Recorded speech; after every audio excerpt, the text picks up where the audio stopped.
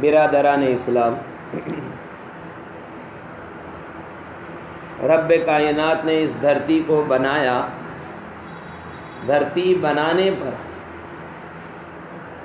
دھرتی کی ہر عبادت نے، دھرتی کی ہر چیز نے عبادت شروع کی، چاہے وہ ریت کے ذرے ہو، سورج کی شعاؤں میں اڑنے والے ذرات ہو، درختوں کے پتے ہو، یا پہاڑ ہو، ندی ہو، نالے ہو، ستارے ہو، آسمان ہو، زمین ہو، ہر چیز نے تعریف کی، ہر چیز نے تحمید کی۔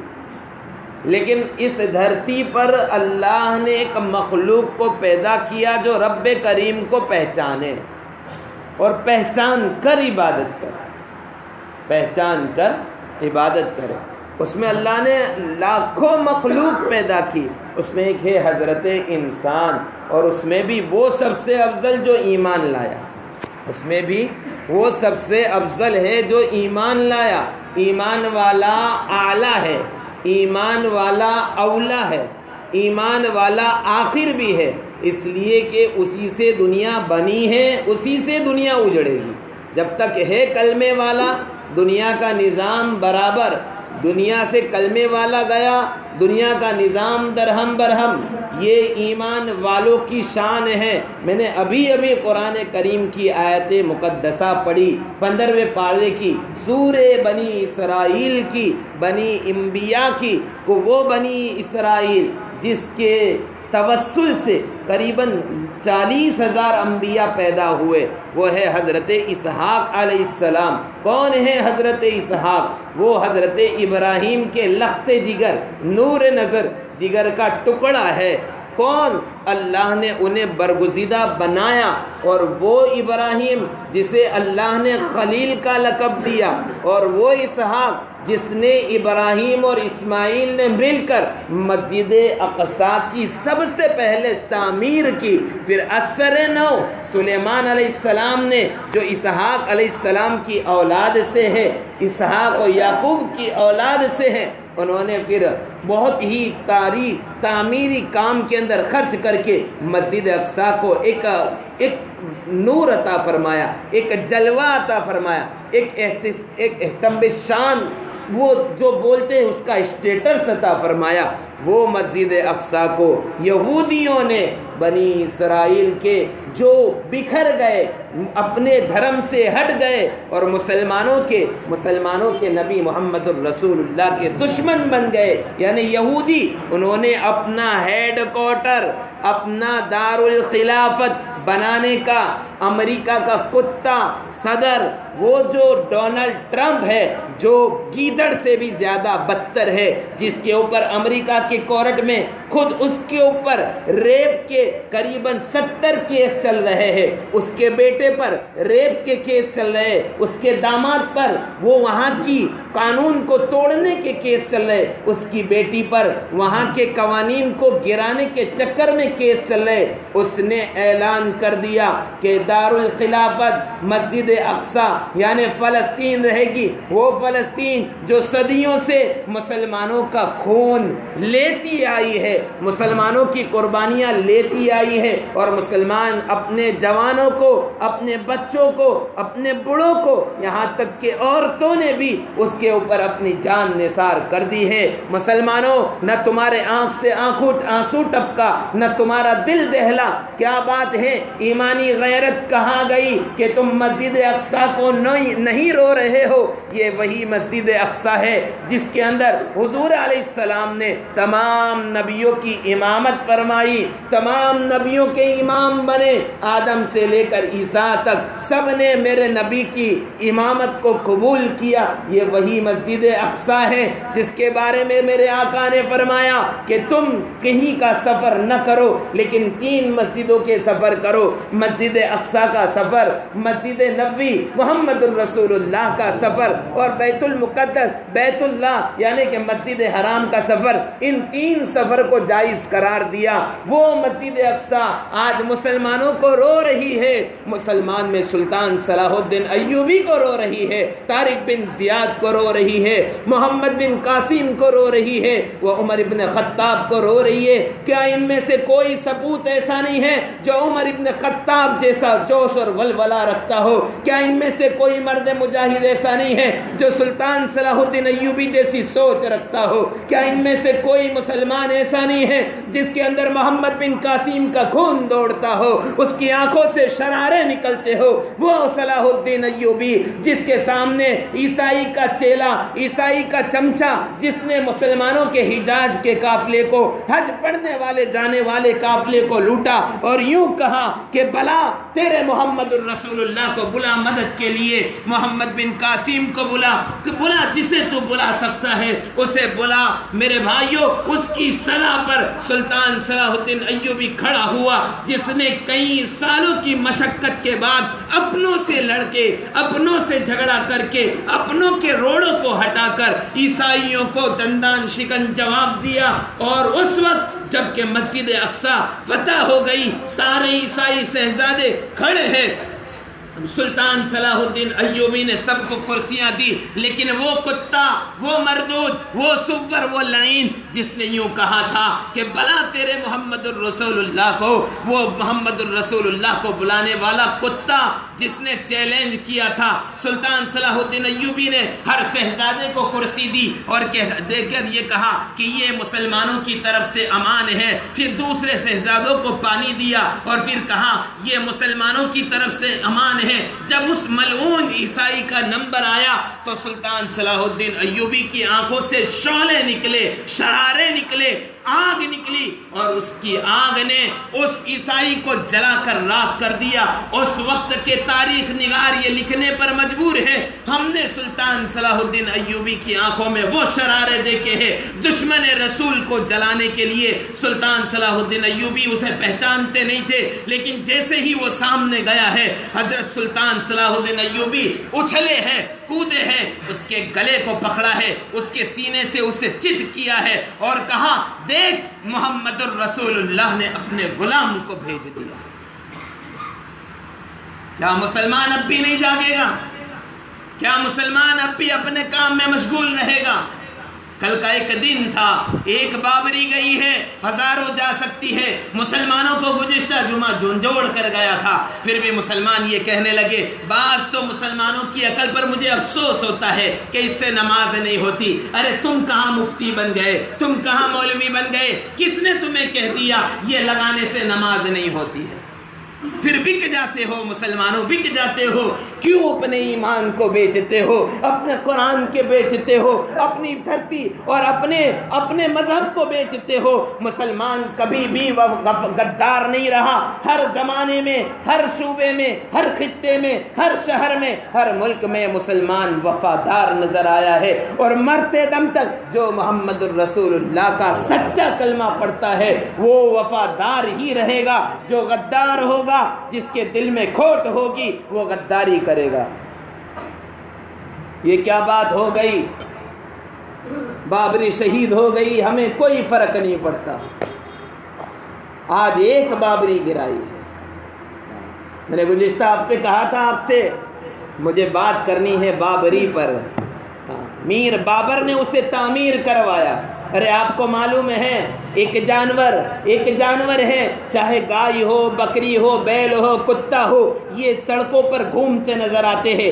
کوئی جانور ایسا دیکھا آپ نے جو سڑک پر اپنی ولادت کے وقت کام کرتا ہو؟ دیکھا کہ سڑک پر کھڑا ہو کر اپنے بچے کو پیدا کرتا ہو؟ وہ رام چندر جی جس کے جو پیدا ہو رہے وہاں آیودھیا کے اندر، آیودھیا کا مطلب یہاں یدھ نہیں ہونا چاہیے، ان کمینوں نے یدھ شروع کر دیا، اور اس کی وجہ میں بنا، آپ بنے، کیونکہ ہمارے دل نہ تڑپے، ہم مسلح پر نہ آئے، ہم نے حکومتوں کا سہارا لیا۔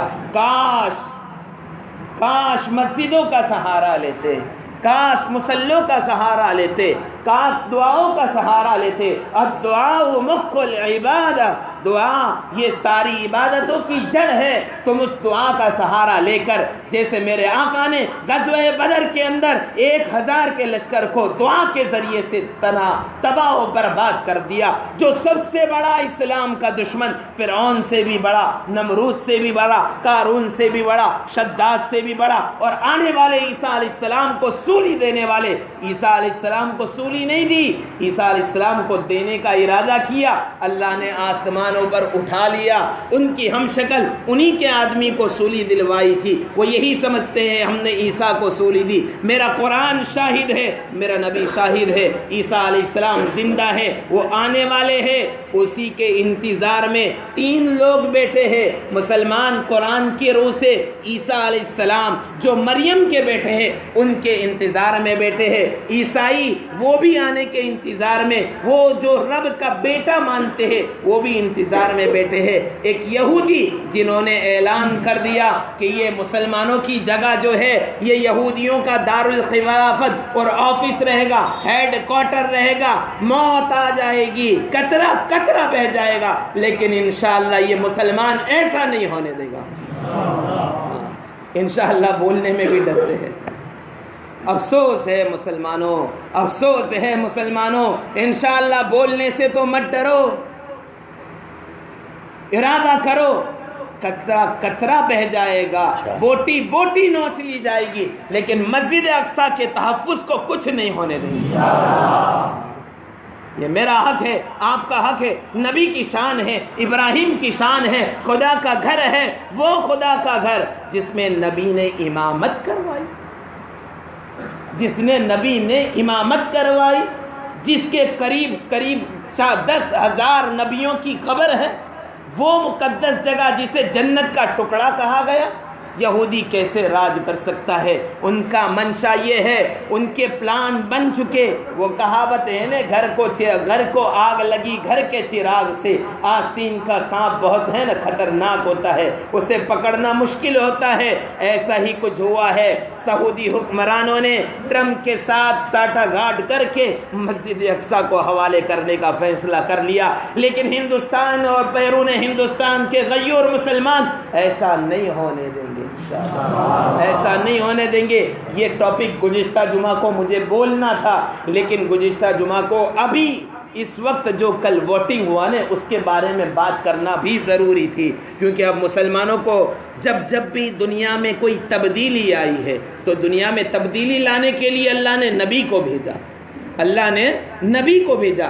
جب سارے نبیوں کا لسٹ اللہ نے ختم کر دیا، مکمل کر دیا اور مہر لگا دی، اب نبی نہیں آئیں گے تو علماء کو بھیجا. علماء اب یہ پوری امت کے نگہبان ہیں، امام ہیں. جب بھی علماء کھڑے ہوئے ہیں، ہندوستان کی تاریخ کی آزادی اٹھا کر دیکھو، ایک ورق کھول کر دیکھو. سب سے پہلے ہندوستان کی آزادی کا فتویٰ اگر کسی نے دیا ہے محدث دہلوی نے دیا ہے، اور ہندوستان آزاد ہوا ہے. اس لیے ہمیں ضرورت پڑی کہ ہم ممبر سے بیٹھ کر آپ کے دلوں کو جھنجھوڑے کہ مسلمانوں اپنا حق مانگو. تمہارا حق ہے اس لیے کہ تم اس دھرتی کے حقدار ہو. تم نے اس دھرتی کو سینچا ہے، سنوارا ہے.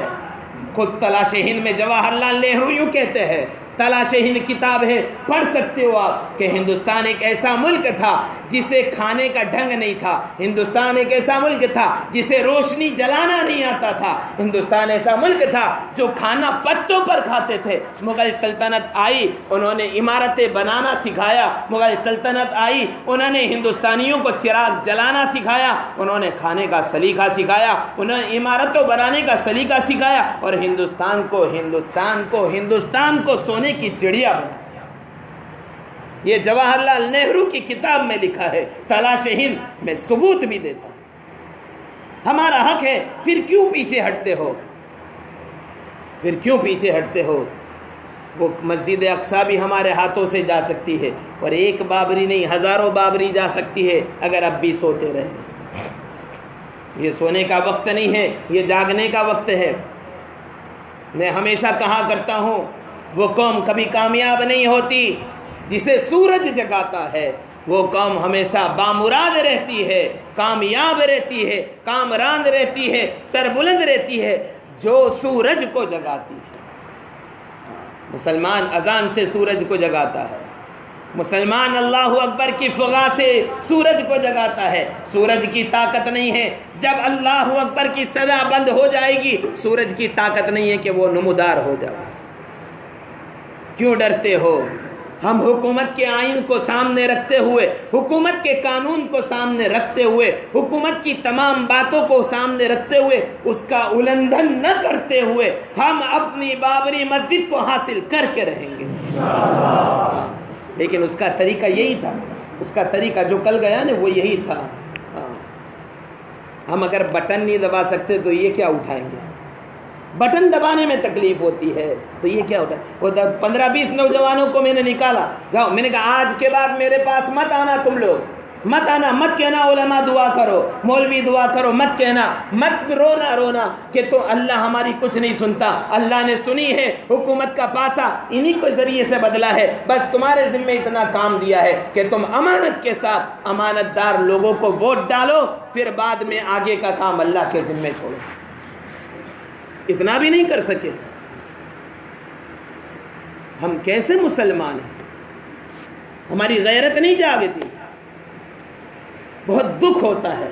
میں برسوں سے لگا تھا، مسجد جا رہا تھا، محلہ جا رہا تھا، کل پورا دن بھٹکتا رہا، اس محلے میں اس میں کوئی باقی نہ رہے، کیونکہ تبدیلی علماء کر سکتے ہیں، علماء لا سکتے ہیں تبدیلی۔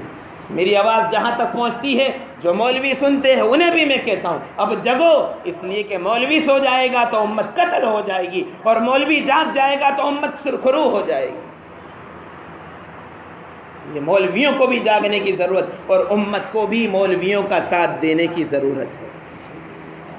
ارادہ کر لو ہم ہمیشہ علماء کے ساتھ جڑے رہیں گے۔ ہاں، یہ علماء دین کے ستون ہیں، ان کو آنچ نہ آنے دو، تو رام چندر جی پیدا ہو رہے ہیں۔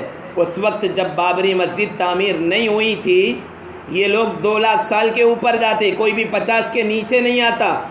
1500 یا 1428 کا یہ معاملہ ہے کہ جب یہ رام چندر جی پیدا ہوئے ہیں وہاں پر، تو وہ اپنے محل میں پیدا ہوئے، تو پھر یہ جنگل میں آئے کہاں سے؟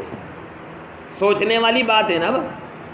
جب ایک جانور اپنے بچہ پیدا کرنے وقت کونا تلاش کرتا ہے تو وہ تو بظاہر عورت تھی، عزت دار عورت تھی، وہ کیسے کر سکتی ہے؟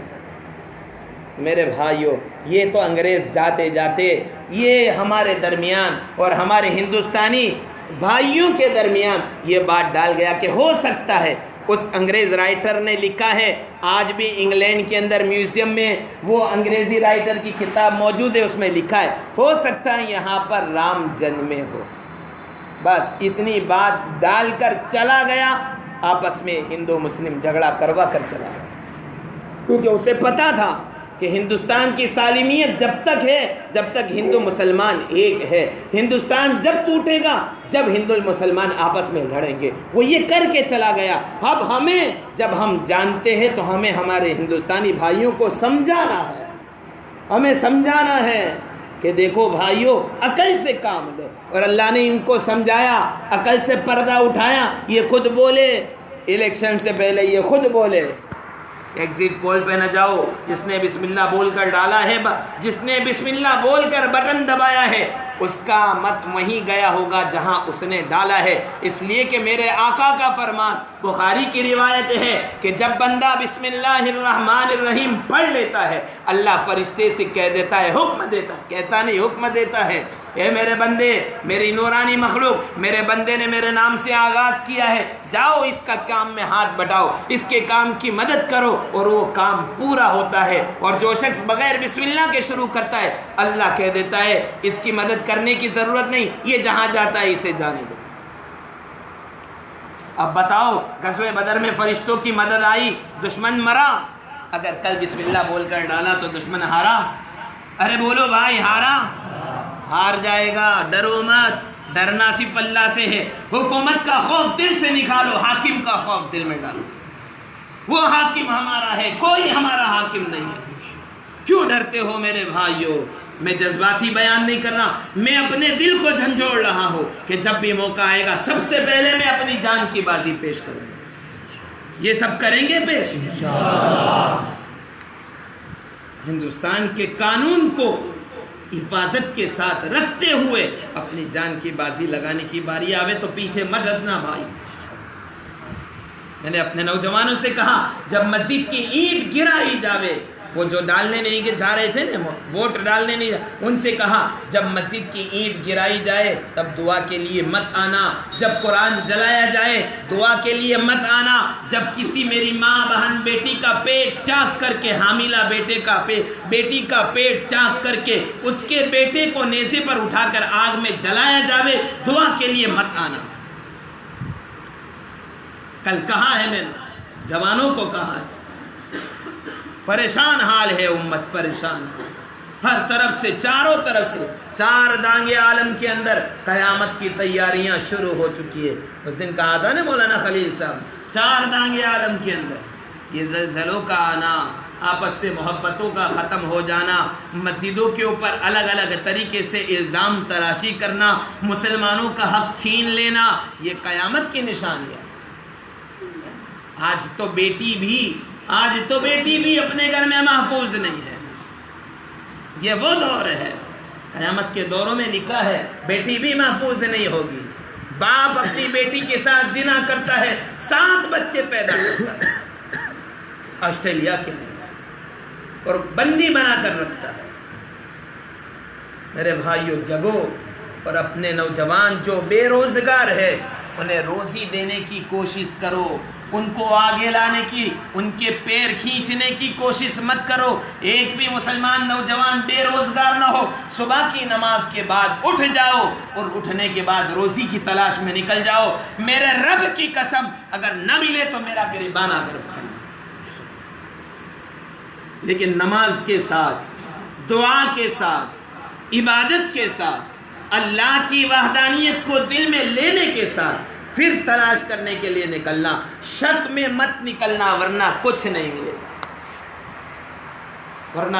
ملے گا، مسلمانوں اب وقت آ گیا ہے کہ سونا نہیں جاگنا ہے اور امت کو جگانا ہے۔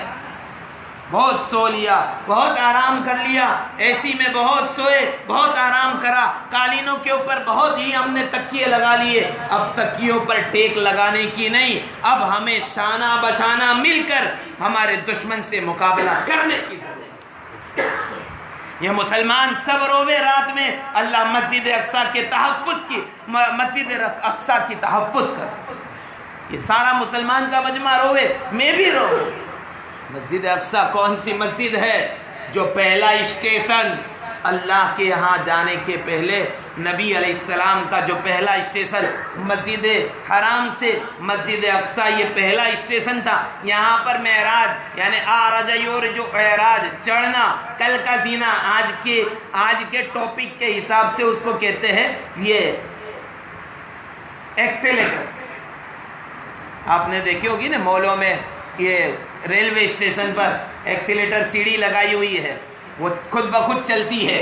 اللہ رب العزت نے یہ آج لگا کر خوش ہو رہے ہیں، یہ آج کی ایجاد نہیں ہے، میرے رب نے میرے محبوب کو بلایا تو ایکسیلیٹر سیڑھی پر بلایا، وہ اس سے کئی گنا زیادہ تیز تھی، قرآن کھولو تو صحیح، سورہ بنی اسرائیل کھولو تو صحیح، پوری سائنس سمجھ میں آ جائے گی۔ پلین کہاں سے آیا؟ قرآن کی ایجاد ہے۔ ہم ڈرتے ہیں۔ پالنپور کے ایک مولانا، معمولی سے آدمی، دکھنے میں پتلا دبلا، اس نے ایک چالو موٹر کے ذریعے ایروپلین بنایا اور اڑایا بنداس، کوئی اپنی حفاظت کا سامان نہیں مانگا۔ سلمان اتنا باہوش ہے، یہ اپنے گجرات کی بات کر رہا۔ کرو، مسلمانوں کو اللہ نے ٹیلنٹ دیا ہے، اس ٹیلنٹ کو استعمال کرو، فیس بک، واٹس ایپ اور ٹویٹر پر نہیں، یہ تو برباد کر دے گی، یہ ہلاک کر دے گی۔ اس لیے ارادہ کرو، ہم آج کی جمعہ سے موت کی جمعہ تک اسلام کی حفاظت کے لیے کبھی بھی مسجد کا دامن نہیں چھوڑیں گے، مسجد کا دامن جو پکڑے رکھے گا نا کبھی اللہ اسے ذلیل نہیں کرے گا, کبھی بھی ذلیل نہیں کرے گا. ایک بات یاد رکھ لو, اور اس کے ساتھ ساتھ علماء کا دامن بھی کبھی بھی نہیں چھوڑنا. علماء کو ذلیل مت کرنا میرے بھائیوں, کیونکہ جس بستی میں عالم ذلیل ہو جاتا ہے اللہ فرشتوں کے ذریعے اس بستی والوں کو ذلیل کر دیتا ہے, پھر وہ کسی بھی طریقے سے ہو. اس لیے علماء کو ذلیل مت کرنا. کریں گے بھائی؟ اللہ تعالیٰ مجھے آپ کو کہنے سننے سے زیادہ عمل کی توفیق عطا فرماوے. 3 بجے مدرسے کے اندر عورتوں کا اجتماع ہے. میرے بھائیوں, ہم تک تو دین پہنچ چکا ہے, لیکن ہماری ماں بہنوں تک بھی دین پہنچنا بہت ضروری ہے, بہت ضروری ہے. ہمارے گھر کی جہالت ختم نہیں ہوگی, 7 پشتوں تک جہالت باقی رہے گی. تو مہینے میں ایک بار یہاں پروگرام ہوتا ہے, تو سب اپنے گھر سے اپنی ماں بہنوں کو بھیجو گے انشاءاللہ. شادی میں کیسا ہوتا ہے, اپنا گھر تھی ایک نے تو جہود پڑے نے تو کہیں کھوٹو لاگی جیسے ہوتا ہے نا ایسا. ہاں تو اپنے گھر سے ایک کو بھیجو, نہیں تو اللہ کو کھوٹا لگ جائے گا تو پتہ نہیں کیا ہوگا. بھیجو گے بھائی؟ اور احمد آباد سے آئے ہیں, وہ گزشتہ سال بھی آئے تھے, اس سال بھی آئے ہیں. وہ بھی کچھ ٹرسٹ چلاتے ہیں یتیموں کا, بیواؤں کا, تو ان کی بھی مدد کرتے جاوے, جتنا ہو سکے دل کھود کر امداد کرتے جاوے. اور جتنے اللہ تعالیٰ بیمار ہے تمام کے تمام بیماروں کو اللہ تعالیٰ شفا کاملہ عاجلہ دائمہ مستمر عطا فرماوے. اور ہم نے جو ہمارا کام پورا کیا ہے اللہ دشمن کو اس کی چالوں میں ناکام کر کے دشمن کو منہ کی دکھاوے. میرا اشارہ سمجھ رہے ہو نا؟ کل ہم نے اپنی کوشش, ماشاءاللہ اکبری کا رپورٹ آیا, لوگ لائن میں لگے ہیں. امید جگی کہ جب اسلام کو ضرورت پڑے گی تو اکبری والے پہلے پیش ہوں گے, آگے ہوں گے انشاءاللہ. میں بھی آگے ہوں گا. میں پرسوں رات میں عشاء میں آیا تھا یہاں, کچھ ہر مسجد میں 10 منٹ کھڑے ہو کر کچھ بات کی, کس طرح سے ووٹ ڈالنا, کسے ڈالنا, کس انداز میں ڈالنا, سب سمجھا کر گیا تھا. ماشاءاللہ اکبری والوں نے کیا. اللہ تعالیٰ ان کی محنتوں کو کامیاب کر کے دشمن کو ذلیل کر دے, اور دشمن کو ایسا ذلیل کرے جیسے قارون کو ذلیل کیا, دشمن کو ایسا ذلیل کرے جیسے نمرود کو ذلیل کیا, دشمن کو ایسا ذلیل کرے جیسے حامان کو ذلیل کیا, دشمن کو ایسا ذلیل کرے جیسے فرعون کو ذلیل کیا, دشمن کو ایسا ذلیل کرے جیسے شداد نے اپنی جنت بنوائی لیکن جنت میں داخل نہ ہو سکا. اللہ ایسے ہی ان کے ہی علاقے میں ان کو داخل نہ ہونے دے کر ان کو ذلیل و برباد کر کے زمین میں دھسا دے, برباد کر دے, ہلاک کر دے. مسلمانوں کی عزت کی, جان کی, مال کی, ہر چیز کی حفاظت, مسجدوں کی حفاظت. اور انشاءاللہ دعا کرو اللہ تعالی ہمارے حق میں فیصلہ کرے تو اور بہت کام ہم کریں مسلمان. آمین. واخر دعوانا.